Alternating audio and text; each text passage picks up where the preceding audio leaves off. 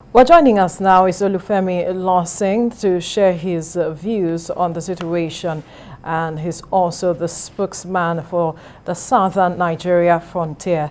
Thank you for joining us on the news.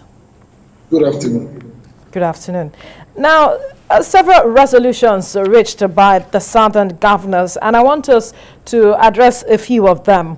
One of which is the value-added tax, where the governors of the southern states are saying or insisting that the value-added tax collected should be domiciled in the states. And we see what the situation is with that, talking about the FIRS and the fact that this case is in the court. Now, what plans do they have to see that they are the beneficiaries at the end of the day? Well, it is commendable that the southern governors have thrown their weight behind the decisions earlier taken by the Rivers State government and the Lagos State government to domesticate the collection of V.A.T, the value-added tax, rather than having the FIRS taking these taxes, which ordinarily should have been collected at the state level.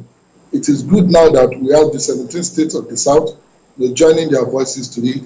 Only a few days ago, I also read about Adamawa State proposing to also push a lot to this. Adamawa State and secondly to also domesticate the collection of V.A.T.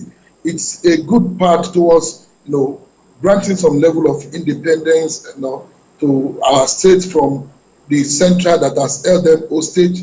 The truth is that we cannot continue to pretend to practice true federalism, under a system where states are made so impotent and they have to rely on the central government to collect fees, to collect taxes, to even pay salaries and other ridiculous responsibilities. So it is a right step in the right decision, and I think it is beginning to get to the time that we must begin to see this as an aspiration of the people, particularly those of us from the southern part of Nigeria.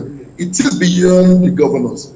Governors will go in 4 years, maximum 8 years. But these policies are policies that will outlive their tenures of office, and we must commend them for taking this bold initiative. All right. Now, another issue that they spoke about is their position for the next presidents coming from the region, the South, in line with politics of equity, fairness, and justice. But there are those who have said that the issue of regional presidency or rotation of the presidency is not constitutional. It's not backed by the Constitution. And so I'm wondering if we will ever get to the point where equity, fairness, and justice will come to play. Well, it is true, and it is the fact that there's no constitutional backing for rotational presidency as far as Nigeria is concerned. But the call for rotational presidency, particularly by the southern governors and the people of the South, is premised on the principles of equity, fairness, and justice for a society like ours.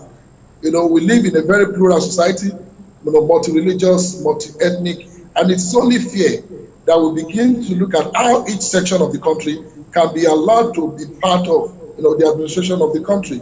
And in demanding for this rotational presidency, we must also be fair as Southerners. That is not just about grabbing power that this is about. It's about advancing the cause of every interest in the country. It's also about advancing the need for even minority groups within the country to have the privilege of producing the president of this country come in the nearest future. So it is a call that is in order, and that call is in line with the principles of equity, fairness, that guarantees that a region has produced the president for 8 years, and it is also normal for other regions to also produce the president after this.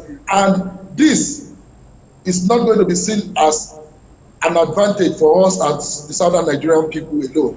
Even it is a call to other groups, even within the north, who are in the ethnic minorities, to begin to make themselves available and position themselves to also be involved in the rotation of power, as long as our democracy is still fashioned towards the way it is. So it is a call that is in the right direction. It is only premised on the principles of morality, fairness, equity, and justice, not even by any constitutional provision as those people have posited.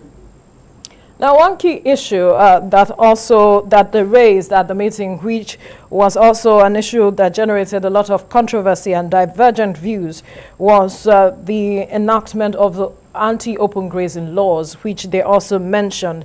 But there are concerns with perhaps implementation, even though the states are looking to see that they pass these bills into law. You see, the anti-open grazing laws, by the grace of God, will be implemented even beyond the southern part of Nigeria. Today, as somebody who travel, across the country, there is nowhere, even in parts of the north, where open grazing system, is still fashionable. We have even seen states like Zamfara, Katsina, Kaduna, taking measures to prevent, this culture of moving cattle from one place or the other, by herders. And you must also understand that the people who are opposed to this law being proposed by the southern states are not even the genuine herders. I have my verifiable fact to back this up. If you look at it today, it is very convenient for people who claim to be leaders of V.A.T or whatever group to sit in the comfort of their mansions in Abuja, driving luxurious cars, and begin to make demands on behalf of the suffering, artisans, the herders, who are subjected to all sort of hardships in the name of, cattle grazing. It is not enough for a country in this century to continue to justify the need where we must move cattle on the highway through farms and settlement to cause crisis unnecessarily. The anti-open grazing is not an aspiration of our governors. It is not going to be enforced only by the government. It is a popular decision of the people. I read in the newspaper this morning on an opinion poll conducted in Lagos State, by an independent organization about how citizens have accepted the proposal by Governor Sanwo-Olu on anti-open grazing and the V.A.T. And the responses were impressive. Majority of Lagosians, irrespective of their party divide, supported the proposal by the governor. And that is what we're saying. It is about the people. The people will naturally, outlaw, the culture of open grazing, and, it will become a thing of the past by the time the implementation takes its full course. All right, we'll leave the conversation here now. Spokesman, Southern Nigeria Frontier, Olufemi Lawson, thank you for your time on the news. It's my pleasure.